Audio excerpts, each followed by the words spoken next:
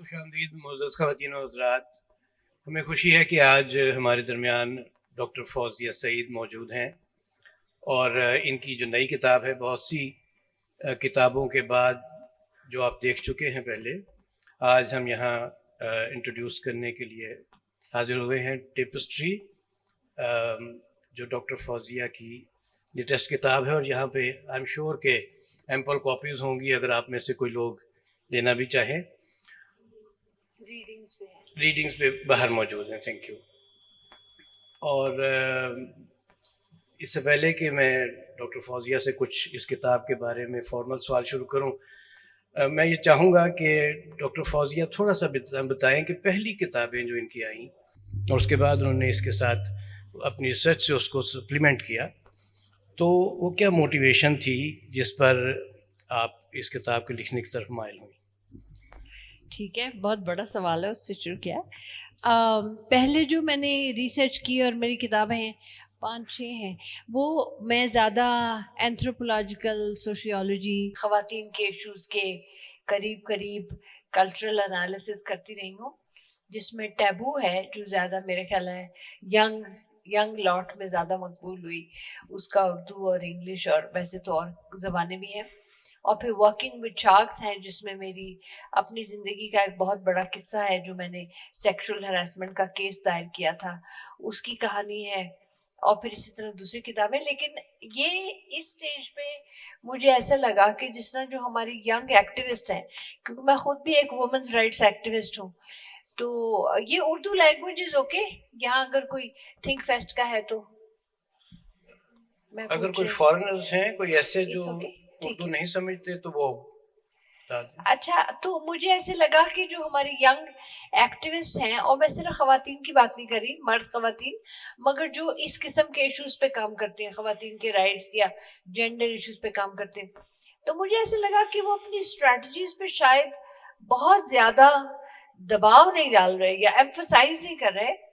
और ये हमारे यहाँ भी 8 मार्च को, हम तो हमेशा से मार्च निकाला करते थे, लेकिन हमारी मार्च में इतने जूते नहीं पड़ते थे, लेकिन ये मेरे सामने जो एक 8 मार्च को मार्च निकली, तो उस पर तो पूरा मुल्क ही छाती पीटने लगा और बहुत शोर मचा। तो जरा सा आप ये कह लो कि ये एहसास था, ऐसा नहीं था कि मैं उनको कहना चाहती थी नहीं मेरी बात सुनो, मगर मुझे ऐसे लगा कि जैसे उनको हमारी हिस्ट्री का इतना पता नहीं है कि हम खवातीन ने, और मर्दों और खवातीन ने दोनों ने बड़े बड़े मार्के भी मारे हैं इन द पास्ट, और बड़े बड़े हमने लंबी लंबी क्या कहते हैं फांदी है हमने, खड्डे जो होते हैं, और उसमें हमेशा डिफरेंट स्ट्रेटजीज यूज किए हैं।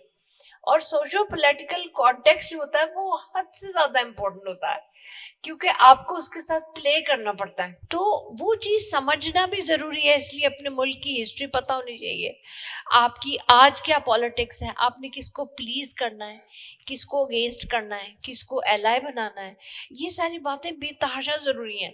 तो आप, ये जरूरी नहीं होता, ये मैं कोई जजमेंट नहीं दे रही, मगर ये जरूरी नहीं है कि घर में अगर कोई कहे कि भाई आप टांगे फैला के ना बैठे, अच्छी खवातीन बंद करके बैठती है, तो मैं श्योर नहीं हूँ कि उसके ऊपर मार्च निकालनी, यानी मार्च का वो इशू है या नहीं है। तो फिर मुझे ऐसे लगा कि जिस तरह अपने लोगों को अपनी हिस्ट्री बताई जाए, तो ये एक वजह थी। दूसरी ये थी कि मैं अमेरिका में भी पढ़ी हूँ, यहाँ भी पढ़ी हूँ, सब जगह, तो वहाँ पर जब भी जेंडर स्टडीज की बात हो तो वो वेव्स में आती है। अमेरिकन जेंडर स्टडी जो है ना, वो वेव 1 है, फेमिनिस्ट वेव 2 है, तो वो ठीक है। यहाँ आके मैंने देखा तो यहाँ भी जेंडर स्टडीज के डिपार्टमेंट में वही पढ़ाया जा रहा था, तो मैं सोचने लगी ये तो रेलेवेंट नहीं है हमसे ना, यानी उनकी तारीख और थी, हमारी तारीख और है, उनके चैलेंजेस और स्ट्रेटजीज और थी, हमारे और। तो ये बेसिकली मेरी जो नीड थी ना ये लिखने की, वो ये थी कि मैंने वो आशा की, और जो सेक्सुअल हरासमेंट का हमारी पूरी तहरीक थी वो डॉक्यूमेंट तो करनी ज़रूरी है। लेकिन मेरा दिल चाहा कि पीछे जाके ज़रा मैं बताऊं इनको कि क्या क्या अप्स एंड डाउन्स हमारी पॉलिटिकल आती रही है। बिल्कुल सही। डॉक्टर साहिबा की जो पीएचडी है वो एजुकेशन में है, और मैं ये बताऊं आप लोगों को यहाँ जो मौजूद हैं कि डॉक्टर साहिबा ने ना सिर्फ यहाँ पे किताबें लिखी हैं, मैनेजमेंट की है, लेकिन उन्होंने एक पूरी जनरेशन जो है वो पढ़ा कर तैयार की है। اور ٹیوٹر کیا ہے اس جنریشن کو. اور اس میں جب آپ اس کتاب میں جائیں گے تو آپ کو بہت سے فیزز ملیں گے جو doctor Fauzia, I am honoured کہ میں بھی ان کے شاگردوں میں شامل ہوں. تو ڈاکٹر فوزیہ نے جس طرح سے وہ فارمولیٹ کی ہے کتاب، وہ تمام ہسٹری کے فیزز میں سے آتی ہیں اور بتاتی ہیں کہ کس طرح یہ ڈیولپ ہوا ہے. لیکن ایک خاص چیپٹر جس میں سے جس طرح اپنی ارلیئر کتابوں کی طرح آپ اس میں سے گزری بھی ہیں، جو آشا والا جو ایکٹیویزم کا، اسٹریٹجک ایکٹیویزم کا چیپٹر ہے. تو ابھی ہم باقی جو ہیں اس کے جو فیزز ہیں ان پر تو جائیں گے، لیکن میں پہلے اس کے حوالے سے خاص طور پہ آپ سے پوچھنا چاہتا ہوں کہ اس کو آپ اس جنریشن کے ساتھ کیسے جوڑتی ہیں جو اس وقت آگے لے کر چلے گی، آگے کی جو جنریشن، فیوچر کی جو بات ہے اس کے بارے میں. یہ میں ذرا سا بیک گراؤنڈ سمجھاتا ہوں. جو ندیم نے سوال پوچھا کہ جو اینٹی سیکشل ہراسمنٹ لاز ہیں یہ ہم لوگوں نے بنوائے تھے، اور آشا نامی تحریک تھی، اور اس کے کچھ پلرز یہاں پر بھی ہیں موجود. کام کرنے ان کو پٹ ڈاؤنز ملتے ہیں، ان کو پیچھے کھینچا جاتا ہے. تو اس کے اوپر یہ لا بنے تھے، اور یہ ہمارے 2010 میں بنے تھے نا، 2010 میں بنے تھے. اور یہ ایک بہت بڑا ہمارے لیے مارکا تھا. اور اس کو امپلیمنٹ کرانے کے لیے ویسے تو ساری ہی ٹیم آشا کی اور بہت سی تنظیمیں ہیں، لیکن ملیہ حسین یہاں جو بیٹھی ہیں یہ لیڈ کرتی ہیں، وہ اور بشرا یہ لیڈ کرتی ہیں امپلیمنٹیشن کو. تو لوگوں کی وہ بات جو تھی نا، تو بن جاتے ہیں مگر امپلیمنٹ نہیں ہوتے، اس کو ہم نے اچھی طرح زیر کر کے دکھایا ہے، کیونکہ اس کی امپلیمنٹیشن بہت زیادہ ہے. ایٹیٹیوڈز بدلتے ٹائم لگتا ہے، لیکن ماحول بہت بدلا ہے آرگنائزیشن پہ. تو اس میں جیسے جیسے تحریکیں لے کے چلتی رہی ہوں، اور میں نے کچھ بڑے بڑے جو ہمارے فیصلے ہوئے جس میں ہم لوگ نہیں بھی شامل تھے وہ بھی بتائے. ایوب خان کے زمانے میں جس طرح ہمارا وہ فیملی لاز کا آیا تو وہ بھی بتائے ہیں، تاکہ بچیوں کو پتا ہو کہ کیا کیا ہوا. اور پھر بیچ میں ویسے تو میں کہانی لے کے چلتی نہیں ہوں، بیچ میں کلوز اپس دیتی تھی. کلوز اپس کسی کارکن کے، کسی ایکٹیوسٹ کے، کسی لیڈر کے، تاکہ لوگوں کو ذرا سا قریب سے دیکھنے کو بھی ملے کہ خواتین کس طرح کی خواتین تھیں. اور پھر اپنے شوق سے وہ زیادہ تگ و دو کر کے ان کے بارے میں پڑھیں، ان کے بارے میں جانیں. لیکن ایک تھوڑا سا وہ آ جائے، ایک ڈاکیومنٹ تو ہو جائے نا کہ کیا رہا. اور میں عطیہ عنایت اللہ صاحبہ کو یہاں بہت ویلکم کہوں گی، اور میں کہوں گی میڈم بڑا خون بڑھتا ہے جب اس طرح کے لوگ آتے ہیں جنہوں نے اتنا کنٹریبیوٹ کیا ہو خواتین کی موومنٹ میں. تو thank you very much for coming. میں چاہتا ہوں کہ یہاں پہ جو لوگ موجود ہیں ان تک بھی آپ وہ بات پہنچائیں. کتاب میں تو وہ پڑھیں گے، جیسے آپ نے ملیحہ حسین کا ذکر کیا، بشرا خالق کا ذکر کیا کہ وہ امپلیمنٹیشن کی طرف جا رہے ہیں. لیکن یہ لا اٹ سیلف بنوانے کا جو پورا فیز ہے، جو دور ہے، اس میں سے جس طرح سے یہ تحریک گزری، کس طرح سے آپ نے لابی کیا، وہ آپ نے سارا اس میں ڈاکیومنٹ کیا ہے. بہت سارا جو ہے وہ زبانی بھی بتانے کا ہے، کہ کیونکہ میں اس لیے خاص طور پہ بات کہہ رہا ہوں کہ آج کل کچھ ایسا ٹرینڈ پڑا ہے کہ نئے لاز بنا دیے جاتے ہیں اور کسی کو ڈرافٹ کرنے کے لیے دے دیے جاتے ہیں کہ جی یہ اس میں کچھ کمی ہے یا اس کو امپروو کریں، اس میں ریفارم لائیں. یہ جو پروسیس جو 2010 میں فائنلٹی کو پہنچا، اس میں کوئی 10 سال کی جدوجہد تھی. اور اس جدوجہد کے تھرو جو ایک جنریشن آپ نے کریٹ کی، اس کے بارے میں، اور کس طرح لابی کیا، کس طرح آپ نے اس کو ڈرافٹ کروایا، وہ ساری چیزیں جو ہیں وہ خاص طور پہ آپ سے سننا چاہتے ہیں جو اس آڈینس کے لیے، کیونکہ اس پروسیس میں سے بھی گزرنا اور اس کو لے کے آنا ایک اہم بات تھی. ہاں، میں نکتہ بتاؤں گی کیونکہ ٹائم اتنا نہیں ہے، مگر میں یہ ضرور کہوں گی کہ آج کل نا کچھ رواج سے بن گئے ہوئے ہیں. میں جب بھی ینگر آڈینس کے سامنے ہوتی ہوں، یہاں پر بھی جو اٹینڈ کیے ہم نے، تو اس میں ملتی جلتی سی باتیں آتی ہیں جس میں مجھے حیرت ہوتی ہے. مثال کے طور پہ ایک یہ بہت آتی ہے کہ بھی بہت ساری کمیونٹیز انکلوڈ نہیں ہوئی. تو مجھے ایسے لگتا ہے، ابھی پچھلا سوال بھی تھا یہ کہ بھائی جہاں انکلوڈ ہونے والی کمیونٹیز بھی تھوڑا سا بیریئر کریٹ کرتے ہیں، وہاں یہ چھاتی پیٹنے والے لوگ بھی ذرا بیریئر کریٹ کرتے ہیں. کیونکہ ہر وقت ایشو اگر یہی ڈالے رکھیں کہ بھئی ہم تو अपना पैसा बाहर नहीं लेकर गए, भाई मेरा तो कसूर नहीं है कि आप नहीं लेके गए, मगर अब उस पर पीटते तो नहीं रहना ना, आप आओ आगे हाथ बढ़ाओ, हिस्सा डालो, आगे चलो। तो हमारी जो तहरीक थी उसमें कोई हाई फ्लाइंग किस्म के लोग उस तरह से नहीं थे, आम लोगों की थी। और उसमें हमने पेशे के हिसाब से हम रखते थे, ऑफिस वर्कर्स, खेतों में काम करने वाली औरतें, परफॉर्मिंग आर्ट्स में काम करने वाली औरतें, उनकी टीमें बना लेते थे, वो अपने अपने इश्यूज आके बताती थी। साल में एक हम गैदरिंग करते थे जो वर्किंग वुमेन्स डे हमारा है 22 दिसंबर को, तो हर तरह की काम करने वाली औरत आती थी, अपने इश्यूज पे बात करती थी।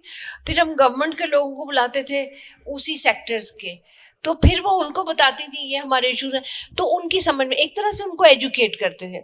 मगर पॉइंट मेरा ये है कि आम औरत और आम मर्द इस तहरीक में शामिल रहा है हजारों के हिसाब से, और मेरा नहीं ख्याल कि कहीं उन्होंने ये कहा हो कि तुम पंजाब से क्यों हो, या तुम सरहद से क्यों हो, और तुम फलाने सूबे से क्यों, बल्कि हम उसको मिलाते जाते थे और हम कोशिश करते थे कि कोई ऐसा हिस्सा ना हो जहां आशा का काम चलना ना हो। तो हम सूबों में जाके कंसल्टेशंस करते थे, हर तरह से लोग लाते थे, बुलाते थे। तो इट वाज अ वेरी जामे किस्म की एक तहरीक थी।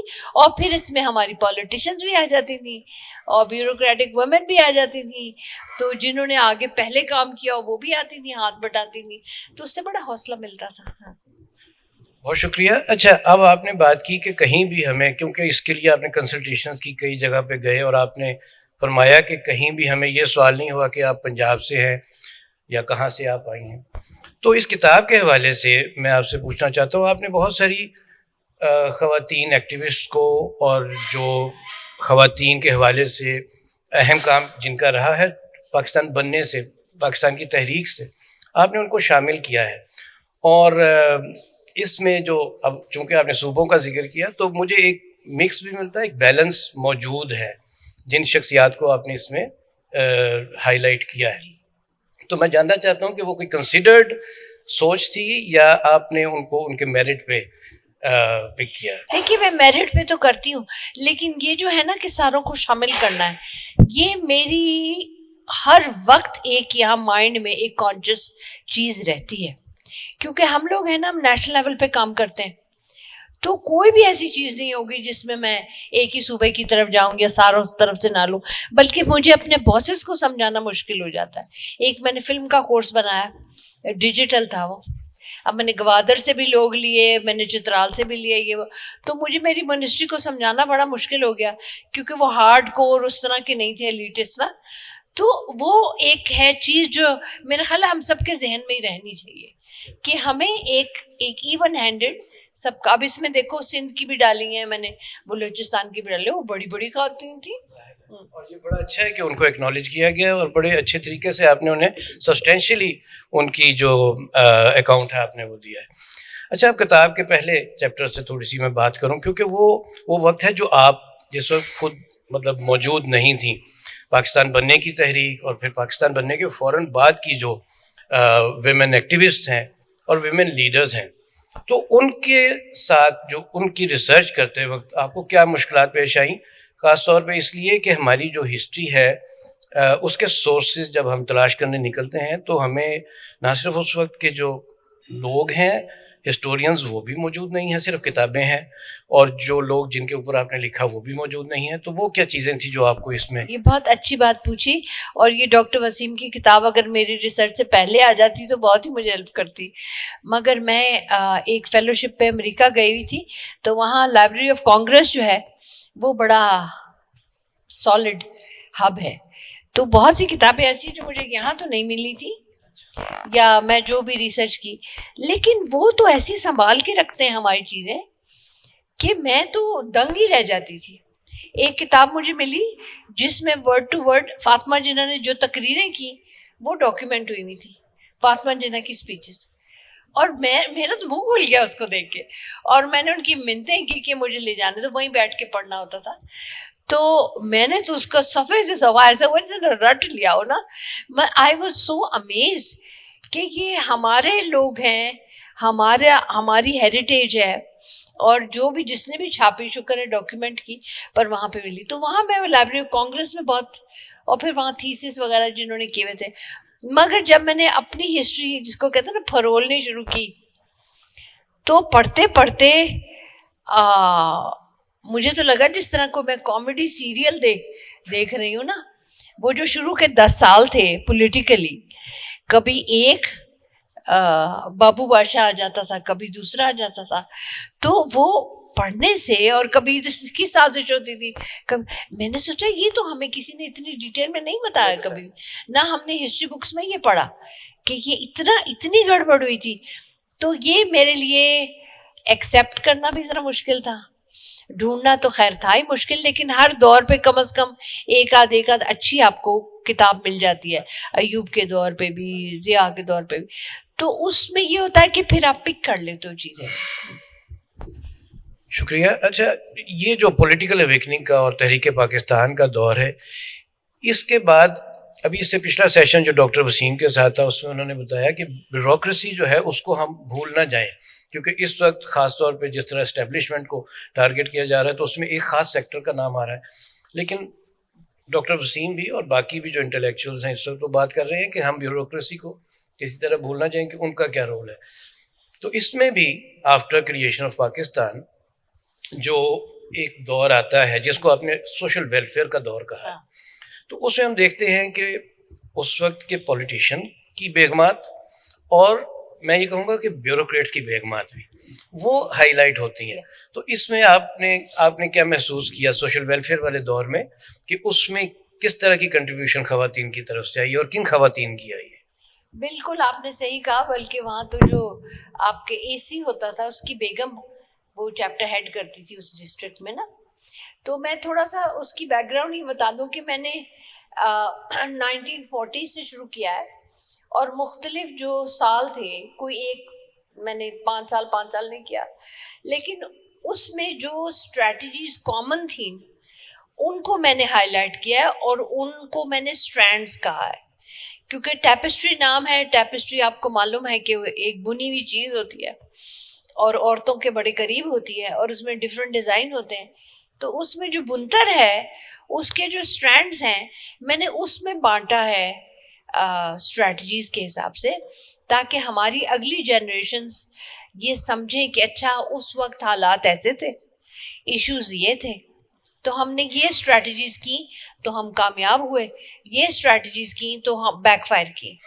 تو اس وجہ سے میں نے وہ جو امریکنوں کی ویو 1 ویو 2 ہے نا, میں نے اس کو ہٹا کے 7 اسٹرینڈز بنائے, اور اپنے حساب سے جو ہمارا ماحول تھا اس کے حساب سے.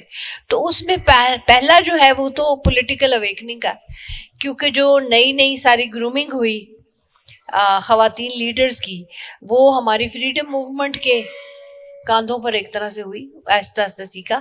مگر اس میں بھی میں آپ کو ندیم بتاؤں کہ مجھے بڑی سرپرائزز ملی. میرا خیال تھا کہ مجھے پتا ہے وہ کہ بھئی ہماری مسلم لیگ تو چلو بعد میں بنی, لیکن اس سے پہلے جو موومنٹ چلی اس میں ہماری عورتوں نے سیکھا, اور پھر وہ تھے اپنا ایجوکیشن بڑی پروموٹ ہوئی وغیرہ. مگر مجھے بڑی سرپرائزز ملی.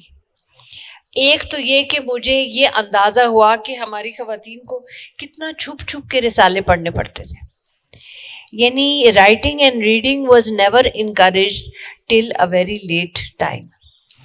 تو وہ بیچاری کبھی سیڑھیوں کے نیچے گھس کے, میں تو اپنی نانیوں داد سب کو انٹرویو کرتی رہتی تھی, کبھی کہاں چھپ چھپ کے رضائیوں کے اندر ٹارچ لے کے تو وہ پڑھا کرتی تھی, کیونکہ اٹ واز نیور انکریجڈ. تو جب ایجوکیشن پھیلی بھی تھی مسلمانوں میں تو مردوں نے اپنا حساب کتاب ذرا جلدی کر لیا تھا, اور وہ کبھی کبھی اپنی عورتوں کو ٹیوٹر وغیرہ رکھ بھی دیتے تھے, لیکن علی گڑھ جیسے ادارے جو ہیں اس میں عورتوں کی شمولیت شروع میں نہیں تھی. تو وہ یہ تھا کہ جو پڑھ لکھ جاتے تھے وہ اپنے گھروں میں ذرا اوپن اپ کر لیتے تھے, جو ذرا پولیٹیکلی آگے ہو جاتے تھے آگے وہ ذرا سا اپنے گھروں میں کیا کہیں اس کو نرمی اختیار کر لیتے تھے, کہ بھئی وہ ڈسکشنز عورتیں سن کے انہی سے تو وہ بھی ذرا جوش میں آ جاتی تھی کہ بھئی ہم مسلمانوں کو اپنا ملک چاہیے. مگر ایسا نہیں مجھے ان کتابوں میں کہیں بھی ملا کہ جہاں بہت زیادہ انکریجمنٹ ہوئی. کسی گھر میں کسی پولیٹیکل گھر میں ضرور ہوئی ہوگی, مگر تو it was full of surprises for me. ہاں, good, that's a good observation. اور اس میں ایک دور آتا ہے اس کتاب میں جو پرسنلی میرے لیے تو اوجھل ہے، لیکن میں آپ سے سننا چاہوں گا کہ آپ کی کیا اسیسمنٹ ہے، کیا ہماری پوری جنریشن سے وہ اوجھل ہے جس کو آپ نے پولیٹیکل کولیبریشن کا دور کہا ہے؟ کیونکہ سوشل ویلفیئر میں تو ہم نظر آتا ہے کہ ڈپارٹمنٹ تو موجود تھا، بنا، ترقی کیا، اس میں این جی اوز بھی آئیں جیسے افواہ وغیرہ اس دور کی، اور بعد کا دور ہم نے دیکھا، لیکن یہ جو درمیانی دور ہے پولیٹیکل کولیبریشن کا، اس میں تھوڑا سا ایکسپلین آپ کریں ہم. یہ بالکل صحیح، اس کو ایکسپلین کرنا ہی پڑے گا کیونکہ ہمارے آج کل کی نسلیں جو ہیں وہ پوری طرح نہیں سمجھتی اس کو. تو جو میں نے بنائے ہیں اس میں پہلا اسٹرینڈ پولیٹیکل اویکننگ کا ہے، کیونکہ وہاں سے بہت کچھ سیکھا، ریلی نکالنی سیکھی، بائیکاٹس کرنے سیکھے، موبلائزیشن سیکھی کہ سب کو کس طرح موبلائز کرتے ہیں، تنظیم سازی سیکھی. پھر جو سیکنڈ ہوا وہ میں نے وہاں سے شروع کیا جب پارٹیشن ہو گیا. تو اتنی بڑی موومنٹ تھی، آپ کو آپ کا مقصد مل گیا. تو مقصد ملنے سے جو پہلا قدم ہوا وہ پوری وہ جو مائگریشن تھی وہ ہوئی. اور یہاں پر گورنمنٹ اور سارے ڈپارٹمنٹ اس طرح سے آپریٹو نہیں تھے کہ وہ ان کو سنبھالتے. تو سڑکوں پہ اور کیمپوں میں سارے اسکول آپ کو معلوم ہے کھل گئے کیمپس کے لیے، ریلوے اسٹیشن یہ وہ یہاں وہاں کیمپ لگ گئے. تو عورتوں نے اس وقت یہ دیکھا کہ اس وقت جو ضرورت تھی وہ زخمیوں کو پٹی کرنے کی تھی، ٹھیک ہے نا، کھانا دینے کی تھی. یہ تو جو ان کی آرگنائزیشنل اسکلز تھیں اس میں انہوں نے اس کو ایڈریس کیا، اور بہت جلدی گورنمنٹ کے ساتھ مل کے اور اپنی ٹولیاں بنا کے ڈسپینسریاں کھولیں، اسکول کھولے، اور بھی بہت سارے، میں ڈیٹیل میں نہیں جاؤں گی لیکن بہت سارے ایسے کام کیے.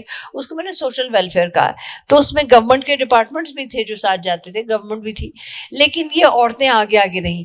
اور پھر جیسے یہ تھوڑا سا سنبھلا تو پھر آگے چلے. وہ جو کلیبریشن ہے وہ یہ میں کہہ رہی تھی کہ جس طرح جناح گورنر جنرل تھے، پھر لیاقت علی خان تھے، یہ سب اچھی بڑی پوسٹ پہ تھے. تو جو خواتین اس پولیٹیکل اویکننگ میں ان کی فیملی سے تھیں یا ان کے ساتھ تھیں، وہ ان کے ساتھ آئیں ضرور، مگر ایسا نہیں ہوا. دیکھیے یہ بڑی امپورٹنٹ اسٹرینڈ ہے اور یہ میں ینگ لوگوں کو بہت اچھی طرح بتانا چاہتی ہوں. ایسا نہیں ہوا کہ اگر اپنی گورنمنٹ پہ وہ دکھی تھے یا غصے تھے تو جناح سے لڑائیاں شروع کر دی ہوں یا لیاقت علی خان سے. وہ کلیبریشن میں گئی. یعنی فاطمہ جناح نے جناح کو کچھ سمجھا بجھا کے کچھ فیصلے کرائے. کوئی رانا نے اپنے ہسبینڈ کو سمجھا بجھا کے گروپس لے کر لابی کر کے کچھ سمجھایا، وہاں سے آگے چلی. تو یہ چیز ایکنالج کرنا بڑی ضروری ہے. ہمارے ہاں ایسا لگتا ہے کہ جس طرح آپ نے کچھ کام کرنا ہے نا عوام کے لیے یا سوسائٹی کے لیے، تو سب سے پہلا کام ہے جوتا اتارو، دوسرا کام ہے گورنمنٹ کے سر پہ ٹھا کر کے مارو. تو میں یہ چیز سمجھانا چاہتی تھی کہ ایسا نہیں ہے. اپنی ہسٹری کو دیکھیں. میں یہ نہیں کہہ رہی کہ ہم کو پھولوں پہ چل کے آئے، لیکن پھر بھی بہت ساری چیزیں ایسی ہوئی جس میں ہمارے کہنے میں جو لوگ تھے وہ اچھی پوسٹ پہ تھے. ان کو سمجھا بجھا کے، ان کو ساتھ ملا کے، ان کے دوستوں کو ساتھ ملا کے بڑی بڑی چیزیں کی عورتوں نے، ٹھیک ہے نا. اس کو پولیٹیکل کرا. یہ بھٹو صاحب کے دور تک چلا ہے. ایوب خان کے دور میں بھی میں نے اس کی مثالیں لی ہیں. ہاں جی، آپ نے ایوب خان کے دور سے اس کی مثالیں لی ہیں، لیکن ضیاء کا ٹائم جب آتا ہے اس سے پہلے ایک سگنیفیکنٹ دور ہمارے ہاں تھوڑا سا لبرلزم کا بھٹو کے انڈر. اور اس کو میں آپ سے یہ بھی پوچھنا چاہتا تھا کہ جو مشرقی پاکستان اب بنگلہ دیش ہے، اس کے حوالے سے آپ کیا یہ نہیں سمجھتی کہ کچھ چیز مسنگ ہے، یا وہاں خواتین کا سیکٹر بالکل ہی مسنگ تھا؟ اور اس کو آپ آگے پھر جوڑیے گا اپنی گفتگو میں، جو ضیاء الحق کے ہاں کیونکہ جو ریئیکٹیو ایکٹیویزم آیا ہے تو وہ کیا مشرقی پاکستان میں موجود نہیں تھا؟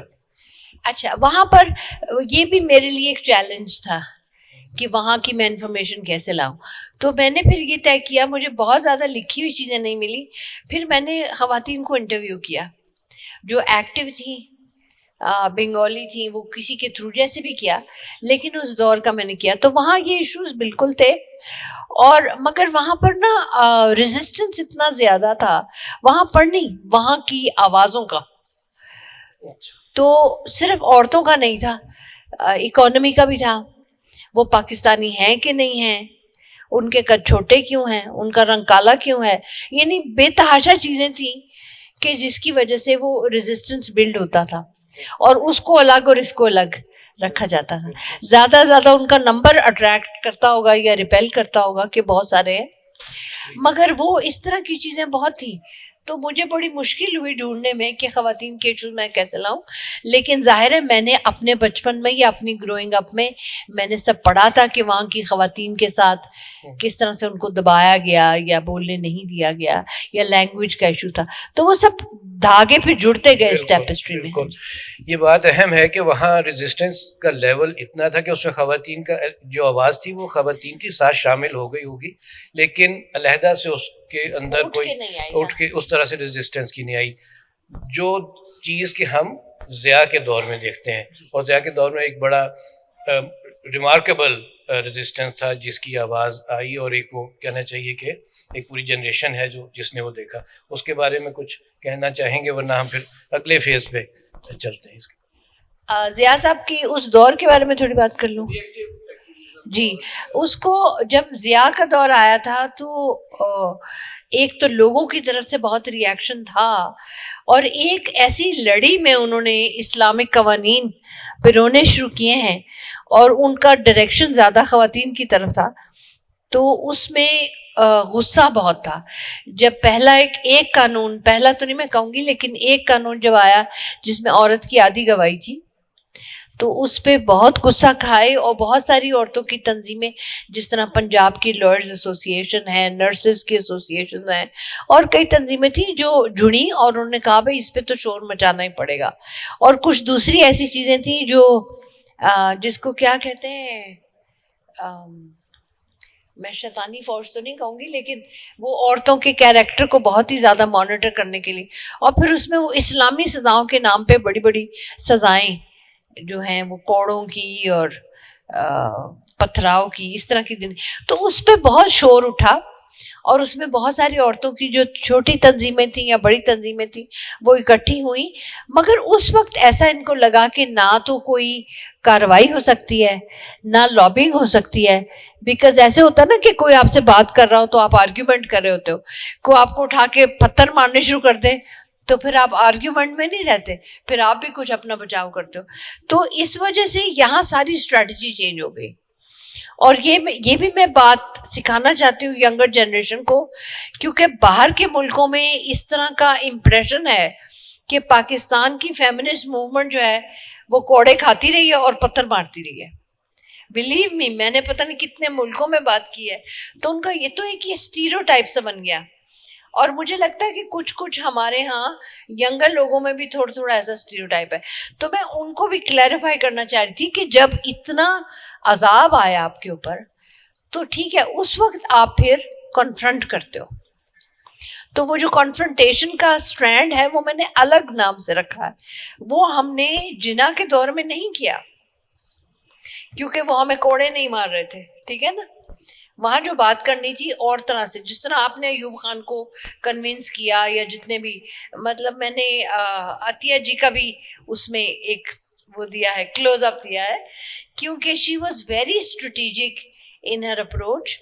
اور جو چیزیں یہ شروع کر چکی تھیں, اب وہ گورنمنٹ بدل گئی ہے اور سارا اینگل بدل گیا ہے, تو آپ نے کنٹینیو کرنی ہے. کس طرح کریں, تو وہاں آپ اسٹریٹجیز کر کے ایلائی بناتے ہیں, آپ ان کو کنونس کرتے ہیں. مگر یہ ضیاء کے ساتھ جو ٹائم تھا اس میں تو کھلا کانفرنٹیشن تھی.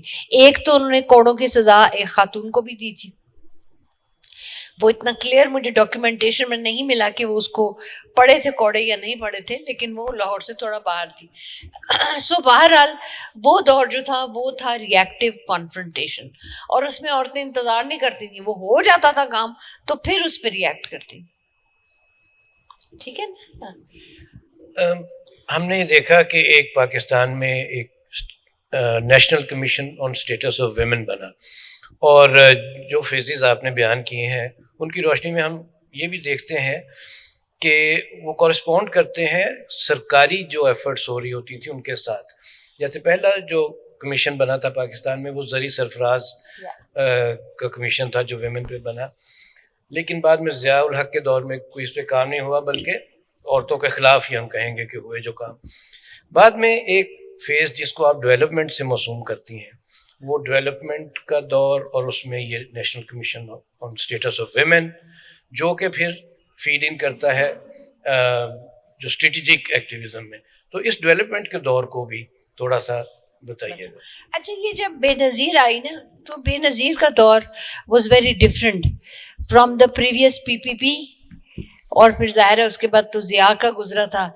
تو اس دور میں ایک تو ایوب خان کے وقت بھی امریکہ سے ہمیں بہت ایڈ آنی شروع ہوئی تھی, ٹیکنیکل بھی, کنسیپچول بھی, پیسوں کی بھی, مگر فار سرٹن اسٹریٹجیز. یہ جو بے نظیر کا دور تھا اس میں ویسٹ کے اندر بھی جو ڈیولپمنٹ کا ایریا ہے نا وہ کافی بڑھ گیا تھا. وہ شروع سے بڑا نہیں تھا, وہ بڑھ گیا تھا اور اس کی اسٹریٹجی چینج ہونے لگی تھی. پہلے تو افریقہ کو ہی ڈیولپ کرنا پورے دنیا کا ایک کیا کہہ لو شیوا تھا. وارز ہوئی, اس کے بعد دوسری وار ہوئی اور انہوں نے کہا بھائی اب یہ ایسے نہیں ہوگا, تو وہاں کھاد اور جو بھی ان کی, مگر اس کے بعد ان کو خیال آیا کہ ہم یہ کیوں صرف مردانہ ایشوز پہ ہیں, یہاں تو سوشل اسٹریٹیفیکیشن بہت بڑا ایشو ہو گیا ہے, امیر امیر ہو گیا غریب. تو وہ جو ڈیولپمنٹ کا پورا سیکٹر ہے نا اس کی طبیعت بدل رہی تھی, اور امریکہ کی کیونکہ فیمنسٹ موومنٹ ذرا اچھی چڑھ گئی تھی تو وہاں سے بھی انہوں نے بڑا انفلوئنس کیا تھا کہ پالیسی میں عورتوں کو بٹھاؤ اور پالیسی میں جو پروجیکٹس کرو وہ عورتوں پہ بھی لاگو. کیونکہ افریقہ میں جو انہوں نے شروع میں کی تھی ڈیولپمنٹ اس میں انہوں نے جا کے اور مردوں کے ساتھ نئے ٹولز اور کھاد اور یہ اور وہ, اس کا نتیجہ یہ ہوا کہ مرد جو تھے وہ کیش کراپ زیادہ اگا رہے تھے, وہ خوب بڑھے اور انہوں نے خوب پیسہ بھی کما لیا, لیکن عورتیں جو تھیں وہ جو آپ کے کھانے کی چیزیں ہیں وہ اپنے ویجیٹیبل اگایا کرتی تھیں اپنے گھر کے پاس, اس پہ توجہ نہیں دی تو وہ کم ہو گئی اور پھر دھیرے دھیرے فیمن اور کیا کیا میں پڑے. تو یہ ڈیولپمنٹ کا فیلڈ چینج ہوا. جب بے نظیر آئی ہیں اس وقت ایک تو امریکہ کی طرف سے یہ سپورٹ آئی, support as such not to Benazir مگر ایک ڈیولپمنٹ کا رجحان تھا, ٹھیک ہے نا. تو اس میں کیا ہوا کہ ہمارے یہاں کی سوسائٹی میں لوگ آرگنائز تھے, سوسائٹیز بنی ہوئی تھیں, آرگنائزیشن بنی تھی, اور عورتوں میں خاص کر تنظیمیں بنی ہوئی تھی. تنظیمیں بنانا ان کو آتا تھا, اکٹھا کرنا آتا تھا, میٹنگیں کرنا آتا تھا, دوسرے کاموں میں لگے تھے. تو جیسے یہ آپشنز آئے نا ڈیولپمنٹ کے تو انہوں نے کہا اچھا ہم نے یہ ڈسپینسری تو کھولی ہوئی ہے, ہم شادیاں بھی کرانے, تو ہم کیوں نہ ان کو پڑھانا بھی شروع کر دیں یا کچھ اور بھی کر دیں. تو وہ جو عورتوں کی تنظیمیں تھیں ان کو آسان لگا کہ آبجیکٹیوز میں وہ چند چیزیں بھی ڈال کے تو ان کی ہم گروتھ کے لیے ڈیولپمنٹ کے لیے کام کریں. تو آپ کو بھی یاد ہوگا, یہاں پر سب کو شاید یاد نہیں ہوگا, لیکن وہ زمانہ تھا جس کو میں NGOائزیشن کہتی ہوں. وہ جو پولیٹیکل تنظیمیں ہیں, جو تنظیمیں جن کا آبجیکٹیو اور تھا, وہ NGOز بنتی جا رہی تھی کیونکہ NGOز کو گرانٹ ملتی تھی. تو پھر انہوں نے اپنے نام بھی چینج کیے. پہلے جو اس طرح تھی نا موومنٹس کے طور پہ, وہ اپنے آفیسز یا اپنے سٹاف نہیں اتنا رکھتی تھیں. اب یہ ہو گیا, پیسے ملنے لگے تو انہوں نے سٹاف بھی ہائر کر لیا, آفس بھی بنا لیے, ایک گاڑی بھی لے لی گاؤں چاؤں میں جانے کے لیے. تو ایک پورا مزاج جو تھا نا وہ چینج ہوا. اس پہ بہت زیادہ نہیں لکھا لیکن اس پہ اگلی کسی کتاب میں لکھوں گی کہ ہم پولیٹیکل موومنٹس اور پولیٹیکل راستے سے ڈیولپمنٹ کے راستے پہ آئے تو ہم تھوڑے سے ڈی پولیٹیسائز بھی ہوئے نا, کیونکہ ہم اسکول اور سڑکیں بنانا اور برج بنانا ان چکروں میں بھی تھوڑے ہم پڑ گئے تھے. ہاں اچھا, یہ جو بات آپ نے کی بڑی اہم ہے کہ مٹیریل ریسورسز کو یوز کرتے ہوئے اور اس کی اپرچونٹی دیکھ کر ادھر آئے. اب ایک بہت بڑی اپرچونٹی اس وقت ڈیجیٹل دور کی جو ہے وہ ہمارے سامنے موجود ہے, جسے آپ ورچوئل ڈیولپمنٹ اور ورچوئل ایکٹیویزم کہتی ہیں. تو اس کو کیسے جوڑا جائے گا؟ جو ایک اسٹریٹجک کا دور تھا, اسٹریٹجک سے ورچوئل آپ سمجھتی ہیں کہ ویورڈ تو نہیں ہو رہا کہیں, یا اس کو اریسٹ کرنے کا یا اس کو ہارنس کرنے کا کیا طریقہ کیا ہے, کوئی ہے ہمارے ذہن میں؟ میں تو سمجھتی ہوں کہ اسمارٹلی یوز کرنے کا طریقہ آنا چاہیے, کیونکہ جب آتی ہیں یہ چیزیں تو ہمیں شروع میں لگتا ہے کہ کیوں ہم اس پہ جائیں, مگر جتنے ہم اسمارٹ ہوں گے اتنا زیادہ ہم اسمارٹلی اپنے آبجیکٹیو تک پہنچیں گے. تو جو NGOائزیشن کا دور تھا اس کے بعد جیسے آپ نے کہا کہ بڑی ترتیب سے ہماری تحریکیں آنے لگیں, لیبر کی الگ تحریک اٹھی, ہیلتھ ورکرز کی الگ تحریک اٹھی. وہ پروگرام جو بے نظیر نے شروع کیا تھا, لاکھوں اس میں ہیلتھ ورکرز تھے. ہم آشا وغیرہ کے تو ہم ذرا بعد میں آئے, لیکن یہ ہاریوں کی تحریک اٹھی, اکاڑا اور ملتان سائڈ پہ جو ہاری تھے ان کی تحریک اٹھی. انہوں نے کہا بھائی ہماری زمینیں ہمیں چاہیے. تو یہ تحریکیں تو اٹھی. اس کے بعد کچھ تحریکوں کا انجام بہت اچھا ہوا جہاں گورنمنٹ سپورٹ ملی, یا گورنمنٹ سپورٹ سے زیادہ میں کہوں گی کہ جو یہ ڈاکٹر وسیم بات کر رہے تھے, کوئی ادارے, جس طرح ہماری آشا کی تحریک تھی تو ہم نے تو پارلیمنٹ کے اوپر اپنا تکیہ کیا نا. ہم تو چاہتے تھے جو پارلیمنٹیرین خواتین پہلے اور مرد بعد میں, وہاں سے ہمیں جواب ملے. جو ہیلتھ ورکرز تھیں انہوں نے جوڈیشری پہ تکیہ کیا. انہوں نے کہا یہ ہمارے کانٹریکٹس ہیں, اتنے پیسوں پہ سائنڈ ہیں, یہ اب ہمیں ہماری تنخواہیں 6 مہینے لیٹ پہنچاتے ہیں اور جو ان کے ٹرمز ہیں وہ پورے نہیں کرتے. انہوں نے جسٹسز کے پاس جا کے اپنا کیس بتایا اور وہ ان کا آلموسٹ 70% تحریک جو ہے اس کو وہاں سے آبجیکٹیوز ملے. تو اس طرح تحریکوں نے مختلف کروٹیں لے کے, کوئی کسی نے کس پہ کسی نے کس پہ. اب بیوروکریسی پہ بھی گئے ہوں گے لوگ کئی, تو لیبر والے یا ان کے بھی ہو گئے کچھ, تو ریفارمز ہو گئے, لاز وغیرہ. تو اس کے بعد جب یہ انٹرنیٹ آیا ہے تو اس میں کچھ تو میں نے اس میں بتائی ہیں چیزیں جو ہم نے ایک دم دیکھی. جیسے کسی ایک یہاں لاہور میں ہی تھا کیس قتل کا, جو پوچھا اس کا نام آپ کو یاد ہے, جس کے گلے پہ بہت ساری چوریاں ماری تھی؟ خدیجہ. ہاں, خدیجہ کے جو ہوا وہ ہوا پبلک میں, وہ اٹیک اس کے اوپر ہوا وہ پبلک میں ہوا, وہیں سے لوگ اس کو اسپتال لے کے گئے اور ایک بڑا غم و غصہ تھا معاشرے میں نا, وہ خبریں پڑھ کے, ٹھیک ہے. مگر انٹرسٹنگلی انف وہ جتنا غم و غصہ تھا نا وہ ریلیز کی صورت میں نہیں آیا جتنا وہ ڈیجیٹلی آیا, انٹرنیٹ کے تھرو آیا. یہاں تک کہ جب وہ ذرا ٹھیک ہو گئی اور اپنا وہ ایگزام دینے گئی اپنی یونیورسٹی میں, کالج میں, وہ لڑکا وہاں سے ارلی فراغ پا کے جیل سے, تو وہیں وہ بھی امتحان دینے آیا ہوا تھا. اب آپ دیکھو یہ بات چھوٹی ہے, لیکن کیونکہ پوری سوسائٹی وہ سن رہی ہے کہانی نا, تو ان کو اتنا غصہ آیا اور اتنا شور مچا نیٹ پہ کہ وہاں پر جو کالج کی مینجمنٹ تھی ان کو اس کو سیپریٹ کرنا پڑا اور یہ سارے سین کو دیکھنا پڑا.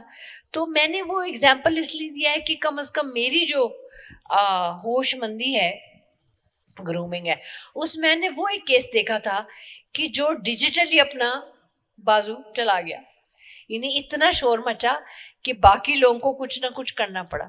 اسی طرح پھر اور بھی میں نے اگزامپلس دیے ہیں کہ پھر کیا ہوا, جس طرح لوگوں نے اپنی آواز ری ڈسکور کرنی شروع کی کہ وہ ڈیجیٹلی شور مچا سکتے ہیں.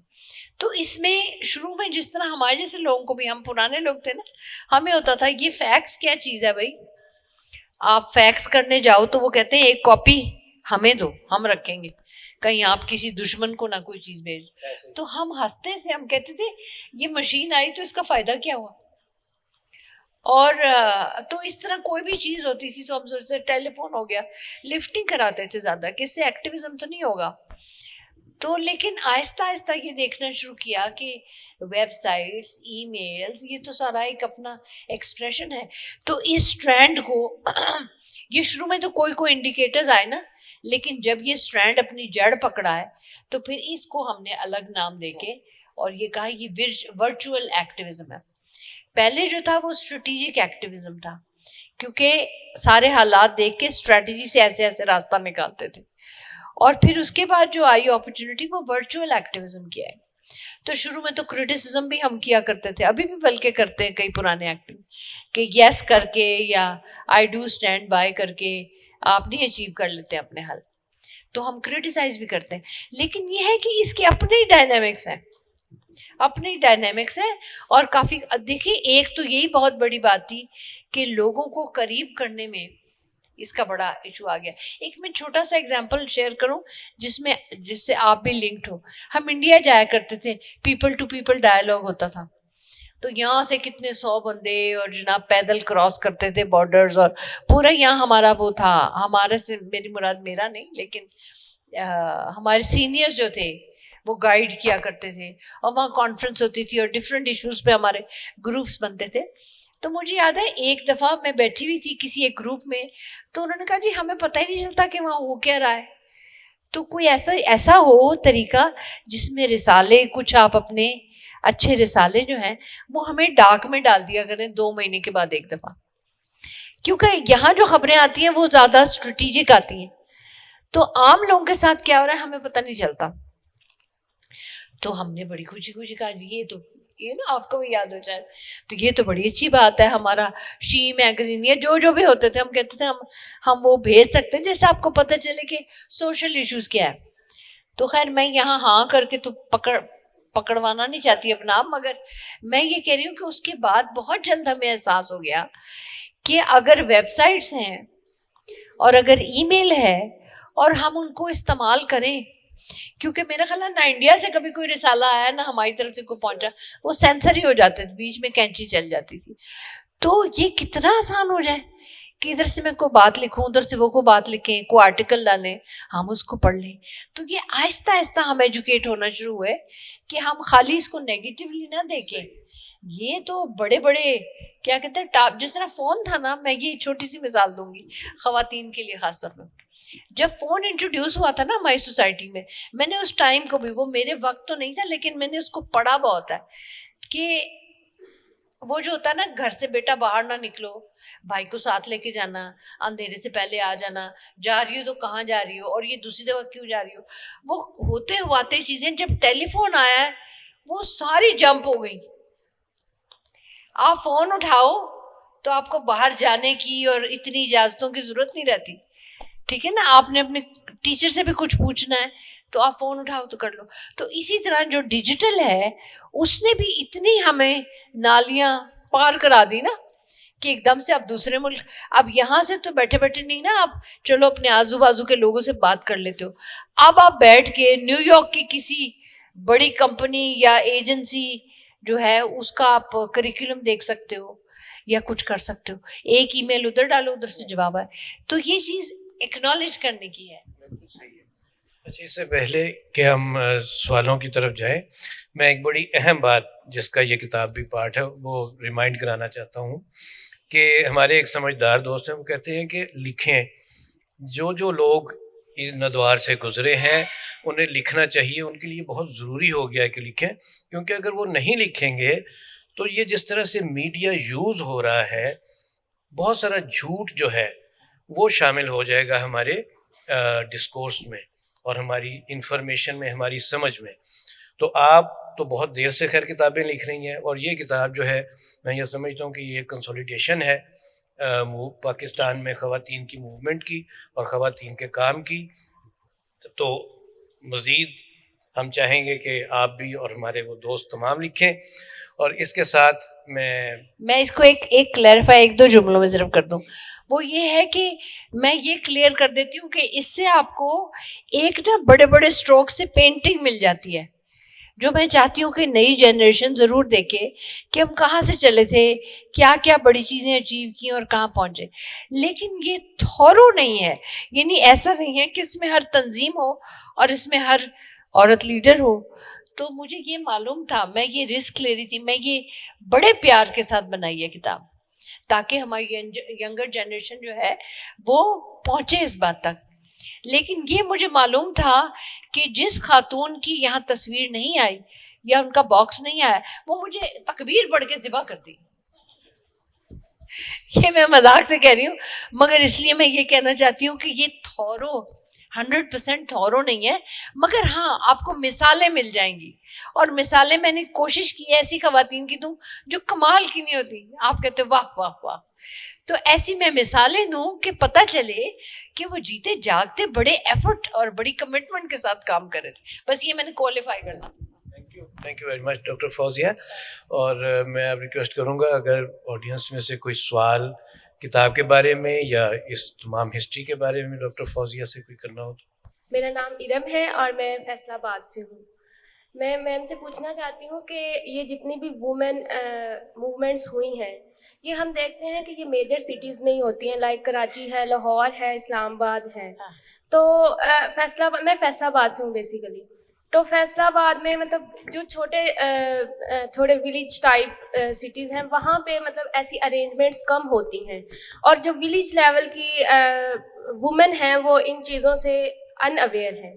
تو ولیج لیول پہ بھی مطلب اس طرح کی کچھ موومنٹس چلانی چاہیے, ان کو بھی ایجوکیٹ کرنا چاہیے تاکہ وہ بھی بڑے سٹیز میں تو وومن اپنے آپ کو اپلفٹ کر لیتی ہیں کیونکہ انہیں یہ اویئرنیس مل جاتی ہے, بکس مل جاتی ہیں, آپ لوگوں سے انٹریکشن ہو جاتی ہے, سیمینارز میں اٹینڈ کر لیتی ہیں. لیکن جو چھوٹے شہر ہیں یا چھوٹے ولیجز ہیں ان وومن کے لیے بھی مطلب کچھ نہ کچھ کیا جائے, کچھ سیمینارز, کچھ پروگرامز. اس میں میں آپ کو مختصر جواب دوں گی, اور یہ سیشن سے پہلے میں وہ بات کری تھی کہ اس میں بہت سی رورل بیسڈ تحریکوں کا ذکر ہے جو عام کتابوں میں آپ کو نہیں ملتا. کیونکہ جب آشا کو ہم نے شروع کیا تھا نا, تو آشا کا بھی جو سپورٹ بیس ہے نا وہ ورکنگ وومن سے آتا تھا, اور ورکنگ وومن ساری شہروں میں نہیں ہوتی, اور جو شہروں میں ہوتی ہیں ان کو 4 دفعہ اجازتیں بھی لینی پڑتی ہیں نکلنے کی. تو رورل خواتین بہت بہت تعداد میں شمولیت کرتی تھیں, اور میرا خیال ہے کہ جتنی میں نے پولیٹیکل میں لفظ یوز کر رہی ہوں لیکن میرا مطلب پالیٹکس نہیں ہے, جتنی اچھی اور اسٹریٹجک تحریکیں میں نے پاکستان کے دیہی علاقوں میں دیکھی ہیں اتنی میں نے شہروں میں نہیں دیکھی. تو یہ جو کانسیپٹ ہے نا ہمیں اس کو چینج کرنا, کیونکہ بعض اوقات یہ کانسیپٹ ہمیں پارٹیسپیٹ نہیں کرنے دیتا. جو میں شروع میں کہہ رہی تھی کہ جی ہم تو فاٹا سے ہیں, یا میں نے کئی سیشنز میں سنا تو ہمیں تو کوئی پوچھتا نہیں, یہ چیز خود آڑے آ جاتی ہے. تو ہم تو اوپن انویٹیشن دیتے تھے اور ہر جگہ اپنی میٹنگز کرتے تھے. ہاں اکاڑا اور پھر ملتان, یہ پورے جو آریوں کی تحریک ہے یہ تو پڑھنے کے قابل ہے. واہ واہ واہ, کیا ان کی اسٹریٹجیز تھیں اور کیا کامیابیاں تھیں. یہ تو 100 بندہ ڈک لیتے تھے اتنی, یعنی کنفرنٹیشن کے حساب سے بھی اسٹریٹجی کے حساب سے بھی بہت اچھی. یہ ہیلتھ ورکر کی ابھی تک چل رہی ہے, وہ آپ دیکھو زیادہ تر ہیلتھ ورکرز کچھ شہروں میں بھی ہیں مگر پورے پاکستان میں ہے نا. تو آپ ان کو ضرور پڑھو, آپ کو پتہ چلے گا کہ وہ اکٹھا ہونا جو ہے نا وہ ان علاقوں میں زیادہ, کیا میں کہوں, انڈرسٹینڈیبل ہے. شہروں میں جب اکٹھے ہوتے ہیں وہ کہتے ہیں اچھا اس میں کوئی فنڈز ہیں, ہمیں کیا ملے گا, یا ہماری تصویر اخبار میں چھپے گی کہ نہیں. گاؤں میں ایسا نہیں ہوتا, یا جو اس طرح کے چھوٹے اسمال ٹاؤن ایریا اس میں ایسا نہیں ہوتا, اس میں آپ کی موبلائزیشن بہت اچھی ہو جاتی ہے. تو یہ آپ ڈائنامکس پڑھو گے تو آپ کو پتہ چلے گا کہ آپ نے کوئی موومنٹ کھڑی کرنی ہوگی تو جتنا آپ اس کو براڈ بیس رکھو گے اتنا اچھا ہوگا. Okay ma'am, thank you. جی تھینک یو. وقار آپ کوئی سوال کرنا چاہ رہے ہیں؟ Thank you very much. We know for the last 30 years کہ آپ ایک بہت ساری ایکٹیویٹی کر رہی ہیں, سوشل موومنٹ کی بھی, چینج کی بھی, ویمن رائٹس کی بھی. Just from your experience and as you have documented, یہ جو موومنٹس ہوتی ہیں جو کہ any issue, any change activist کرتے ہیں, اس کا بگر اسٹریم کے اندر یا لانگر امپیکٹ آن ہسٹری کے اوپر یا امپیکٹ آن سوشل اسٹرکچر کے اوپر, کیا یہ ایک فیلنگس کی طرح آتی ہیں اور پھر ختم ہو جاتی ہیں, یا ان کی کوئی کنٹینیوٹی کی بیس اب نئے انوائرمنٹ میں بننے کی گنجائش زیادہ ہے, یا کسی انڈیویجول پہ بیس کرتی ہیں because you have lived those experiences. تو is there possibility that it turns into something which translates into consistent change in society? نہیں, بہت اچھا بڑا براڈ سوال ہے یہ. میرا خیال ہے جو پہلی ہماری ہسٹری ہے اس میں تو ہمیں پتہ چلتا ہے کہ ہاں وہ آبجیکٹیوز میٹ کر, مطلب اسٹارٹنگ فار فریڈم موومنٹ دیکھ لیں تو پاکستان بن گیا نا جو اس کا آبجیکٹیو تھا. تو اس طرح اور بھی, یہ تو بہت بڑی تھی لیکن اور بھی بہت سی موومنٹس ہیں جو لاز کے اس میں آئیں یا کوئی اور سوشل بڑا ایک انڈیکیٹر چینج ہوا, تو وہ تو پھر چلتا رہتا ہے. آج جہاں ہم کھڑے ہیں یہ بات بھی مجھے احساس دلا کے خوشی ہوتی ہے کہ ہماری جتنی مراتیں ہیں, جتنی ہماری آزادیاں ہیں, وہ کچھ لوگوں نے بڑی محنت سے لی ہیں اور ہمیں ان کا گریٹفل ہونا چاہیے. تو یہ ہوتا ہے جب اسپیس بڑھ جاتی ہے نا پھر وہ وہاں رہتی ہے, سکڑنے کا بھی چانس ہوتا ہے لیکن پھر بھی اب جس طرح ہمارے فیملی لاز بن گئے, ٹھیک ہے, شادی ہونا, ڈیورس ہونا, सेपरेशन होना, कस्टडी होना, ये पहले नहीं थे ना, तो ये बन गए. अब ये बन गए तो आज कोई भी यूज़ कर सकता है. तो लेजिस्लेटिव चीज़ें जो होती हैं, ये पॉलिसी की चीज़ें जो होती हैं, वो जब बन जाती हैं तो आपको स्पेस मिल जाता है. ये और बात है कि सोसाइटी आगे जाती है, वो यूज़ करती है, तो वो ग्रेटफुल नहीं होती या वो ये ख्याल नहीं करती कि किसी ने बहुत मेहनत की इसके लिए. अब छोटी सी मैं इसमें मिसाल दूँ, यहाँ पर मैंने उनका रखा है, महताब राशदी हैं, हमारी एक्टिविस्ट, एक पॉलिटिशियन भी हैं सिंध से. तो जब ज़ियाउल हक ने कहा ना कि दुपट्टा पॉलिसी आई ना, और उन्होंने कहा कि जी बाकी सब तो लेंगी दुपट्टे, चाहे वो एयर होस्टेसेस हों, चाहे वो कोई हो, टीचर्स हों, लेकिन आपके ड्रामों और इश्तिहारों में भी दुपट्टा लेंगी. तो उस पे पीटीवी के प्रोड्यूसर्स ने कुछ शोर मचाया कि जी अब एक औरत है या बुजुर्ग औरत, वो बिस्तर में सोने जा रही है, अब उसको हम कैसे लपेटें ना, दुपट्टा पहन के तो कोई नहीं सोता. तो उनका नहीं जी ये तो बात है, और जो दुपट्टा नहीं पहनेंगे उनको आहिस्ता आहिस्ता आउट करें अपने प्रोग्राम से. तो इसमें महताब एक शो किया करती थी, कुछ लोगों को याद हो, वो बाद में फिर तारिक अजीज के साथ भी उन्होंने कुछ शोज किए. बहरहाल वो शो किया करती थी, सर पे दुपट्टा नहीं लेती थी, तो ख़तों के जवाब थे या कोई अवामी इस तरह की. तो उनको कहाँ से आए उनके प्रोड्यूसर को कि इस औरत को चेंज करो. बेसिकली यही था कि सर नहीं ढकती, तो उन्होंने कहा था मैं दुपट्टा तुम्हारे कहने पे नहीं लूँगी. मेरी को और वजह होती है, मेरे घर में कोई बुजुर्ग आता है या हमारी एक तरबियत है कि हम अपना सर ढक लेते हैं इज्जत में कि भाई ये हमारे से बड़ा है. लेकिन ऐसे तुम कहो कि मैं प्रोग्राम कर रही हूँ तो मैं सर ढकूँ, मैं नहीं लूँगी. तो वो कोई बाहर से जर्नलिस्ट आया हुआ था, उसने ला दुपट्टा समथिंग को आर्टिकल लिखा, तो वो बड़ा मशहूर हो गया था उस जमाने में कि भाई नो टू दुपट्टा उन्होंने कहा है. वो बेचारी कहती है कि मैंने इतने जोरों से नहीं कहा जितना वो मशहूर हो गया था, लेकिन ये कि फिर भी उन्होंने कहा तो था और उनको बहुत प्रेशर आता रहा और उनका मैं नहीं लूँगी. तो पॉइंट मेरा ये है कि जो आज, अगर आज मेरे पे ये पाबंदी नहीं है जिस तरह ईरान में है औरतों पे कि उन्होंने सर ढक के रखना है, तो ये और बात है कि मैं उनका शुक्रिया या उस दौर के लोगों का शुक्रिया अदा करूं, ग्रेटफुल हूं या ना हूं, लेकिन बात यह कि मेरे पास तो आज़ादी है ना, क्योंकि किसी ने ये सवाल उठा लिया और ये कुर्बानी दी. तो इस तरह ही होता है मीडिया में. जिस तरह टीवी पे आना पहले इतना मुश्किल था, बहुत शुरू के ज़माने थे, मैं और ये मेरी बहन बैठी है बाहर, हम टीवी अनाउंसर्स बने थे. अल्लाह को प्रेशर था हम पे, मतलब माँ बाप क्या और हमारे रिश्तेदार क्या, वो कहते करना क्या है भाई, तुमने बेटियों की कमाई खानी है, क्यों टीवी पे भेजते हो. हम अड़े हुए थे, नहीं जी हमने तो टीवी पे जाना है. तो ये होता है कि ये चीज़ें धीरे धीरे होती हैं.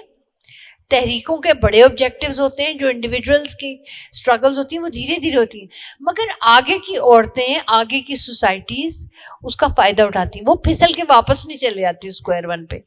अब आपने जो बात की कि कोई इस तरह का बड़ा, अब इंस्टीट्यूशनलाइजेशन की बात आप कर रहे हैं कि अगर यही तहरीकें इंस्टीट्यूशनलाइज्ड हों तो किसी न किसी नए बंदे को नया मुद्दा ना उठाना पड़े. ऐसे हो जाता तो बहुत अच्छा था.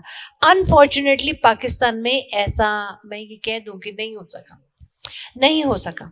उसमें हमारे अपने बड़े इश्यूज थे, कुछ तो है ना. हाँ जी सादिया, आप कुछ पूछना चाह रही हैं?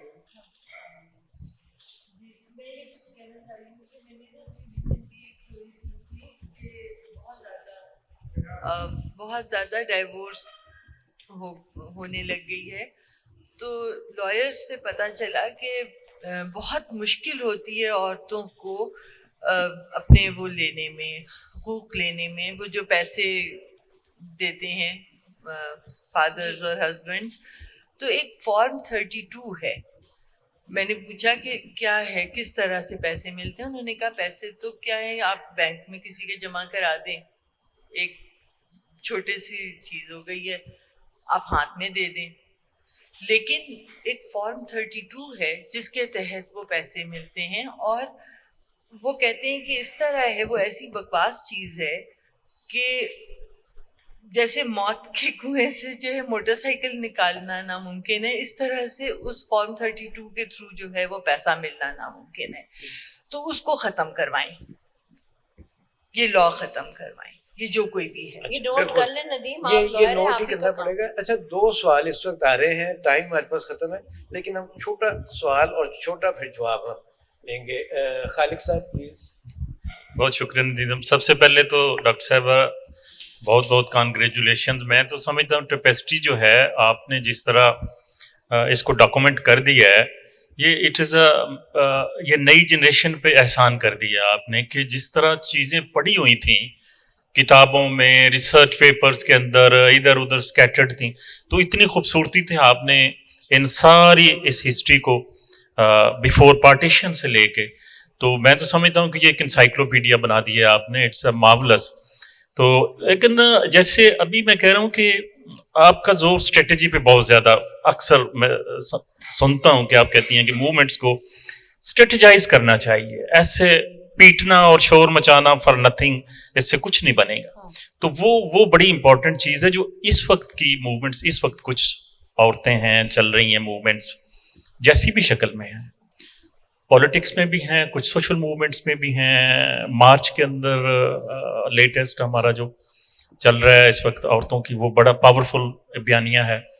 दूसरा मुख्तलिफ सियासी जमातों के अंदर भी औरतों की नुमाइंदगी का है, और एक सियासी जमात बयानिए से इख्तलाफ कर सकते हैं हम किसी भी सियासी जमात से, लेकिन एक सियासी जमात पीटीआई में औरतों की काफी ज्यादा इनकरेजमेंट है या जो भी है, पर हम देख रहे हैं, मैं बाहर से देखता हूं तो मुझे वहां ज्यादा औरत प्रोमिनेंट नजर आ रही है, खुल के नजर आ रही।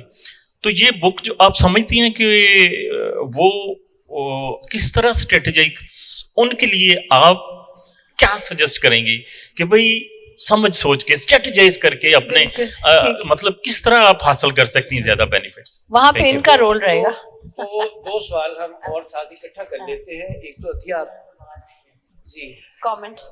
अच्छा बिल्कुल जी बता दीजिए, और एक भाई आप पीछे से कुछ कह रहे थे, पहले आप अतिया को दीजिए। जी फरमाइए। मेरा सवाल नहीं है। अच्छा फिर हम उनका सवाल ले लेते हैं। जो भी कहना चाहे कह ले, जो भी कहे, अच्छा। वो जो भी कहना चाहे कह ले। अच्छा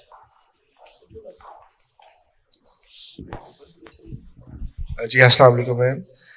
मैम गुजारिश ये है कि अगर रियासत का स्ट्रक्चर पेट्रियार्कल है और वो जिन नज़रियात पर खड़ी है वो भी पेट्रियार्कल है, तो ख़वातीन की तहरीक रियासत के साथ कोऑपरेट करके किस हद तक वो फ़वाइद अचीव कर सकती है, कि क्या स्ट्रक्चर को बदले बगैर आप कॉम्प्लिसिट होकर और किस हद तक बेहतरी कर सकेंगे, पहला सवाल।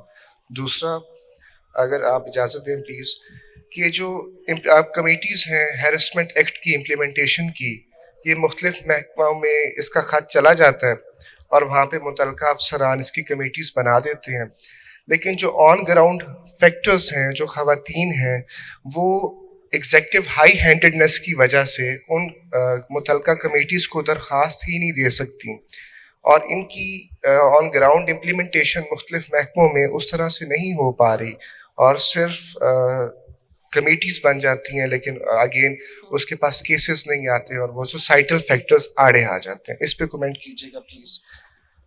तीसरा मैम सवाल ये है, आखिरी से शुरू करूंगी, क्विक है भाई थोड़ा अगले सेशन में ले आगे, तो हमें कुछ स्टार्ट मैं क्विक कमेंट्स करके ना ये आखिरी क्वेश्चन पहले ले लेती हूँ। इसमें ये है कि एक बहुत बड़ा, एक तो चलो पेट्रियार्कल तो है ना, लेकिन हमारी सोच जो है ना हमारी सोसाइटी में वो ज़रा नेगेटिव रहती है औरतों के बारे में, और सोशल चेंज या लिबरल जेस्चर्स के बारे में थोड़ी, तो हम पहले ही सोच लेते हैं कि कामयाब नहीं होगा, तो उस वजह से आधी हमारी फतह वैसे ही गड़बड़ हो जाती है। बहरहाल बात यह है कि सरों पे जूता मार मार के सारे काम नहीं हो पाते, तो आपको लॉबी, आपको कन्विंस करना पड़ता है, तो वो चाहे पेट्रियार्की हो, चाहे वो, अब तो हम मिलिटेंसी से डील कर रहे हैं, आप पेट्रियार्की की बात कर रहे हो, आजकल तो हमारे स्ट्रक्चर जो है वो मिलिटेंट हो गए, उनसे डील तो समझा के ही करना पड़ता है। जिस आदमी ने साइन करना हो ना आपकी किसी भी चीज़ के ऊपर, उसको आप जितने मर्जी जूते मार लो वो साइन नहीं करेगा, आप कन्विंस करके, तो ये एक पॉजिटिव एप्टीट्यूड है। दूसरा आपने जो बात की ना कमेटियों वाली, वो भी हमने प्रूव कर दिया रॉन्ग। पहले साल में 1000 से ऊपर केस रजिस्टर हुआ, तो जितने लोग थे बातें करते रह गए, जो कहते थे लो जी अगर बड़े बॉस ने हरास किया होगा तो कैसे उसके खिलाफ केस करेंगे, औरतों ने किया, اور جم کے کیے اور گروپس بنا کے کیے. تو یہ بہت ساری چیزیں ہیں جو ہم اپنے ذہن میں بلڈ کرتے ہیں اور کہتے ہیں ایسا نہیں ہوگا. یہی میں نے وہاں دیہی علاقوں کی اس میں بات کی نا کہ پہلے سے اگر سوچ لیں کہ بھائی ہمیں تو انکلوڈ ہی نہیں کرو گے تو پھر آپ خود ہی انکلوڈ نہیں ہوں گے. تو یہ چیزیں ہم نے پروو رانگ کی ہیں. اب خالد کا ہاں مائک آپ یہ دیکھیے. میں کہنا چاہوں گی کہ خواتین کی طرف سے، اور میرا خیال ہے کہ اتنا حق میرا بنتا ہے کہ میں کہوں کہ میں پاکستان کی خواتین کی طرف سے فوزیہ سعید کا شکریہ ادا کرنا چاہتی ہوں.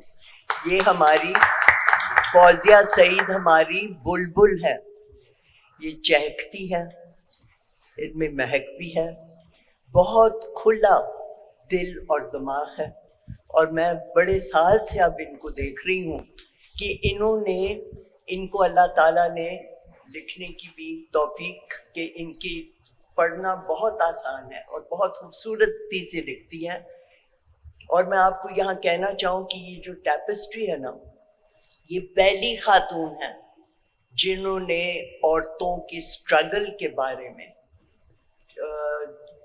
اس طریقے سے 1947 سے پہلے بھی اب تک انہوں نے قلم بند کیا ہے. بہت اچھا. اور یہ پہلی کتاب ہے لیکن انشاءاللہ آخری نہیں ہوگی. جی بالکل. اس کے علاوہ میں فوزیہ کے لیے ہم سب کی طرف سے اللہ تعالیٰ آپ کو صحت دے. یہ اپنے عورتوں کے پیچھے بلوچستان میں ان کا ایک بہت حادثہ ہوا. اللہ تعالیٰ نے، میں نے یہی ان سے کہا کہ آپ سے اور بہت بڑا کام لینا ہے. انہوں نے سب سے پہلے جب کوئی ذکر نہیں کرتا تھا کوٹھے کی عورتوں کا ذکر کیا جس کے آپ نے پوچھا. اس کے بعد جو انہوں نے کام کیا یہ جو ورکنگ ویمن کے لیے اور آشا وغیرہ، اور یہ تو انہوں نے بڑی بڑی باتیں بتائی ہیں جس میں کتابیں لکھی ہیں اور جو کام کیا ہے. اس کے بعد انہوں نے جو میں کہہ رہی ہوں کہ کھلا دل اور دماغ ہے، جس طریقے سے انہوں نے تمام خواتین کو لپیٹا ہے اور اکٹھے کام کرایا، چاہے وہ گورنمنٹ میں ہو چاہے وہ سول سوسائٹی میں ہو. اللہ تعالیٰ آپ کو مزید ہمت دے اور آپ اسی طرح سے قائم رہیں. بہت شکریہ جی. اور ڈاکٹر فوزیہ بہت شکریہ آج تشریف آوری کا اور اس سیشن کو. Thank you G.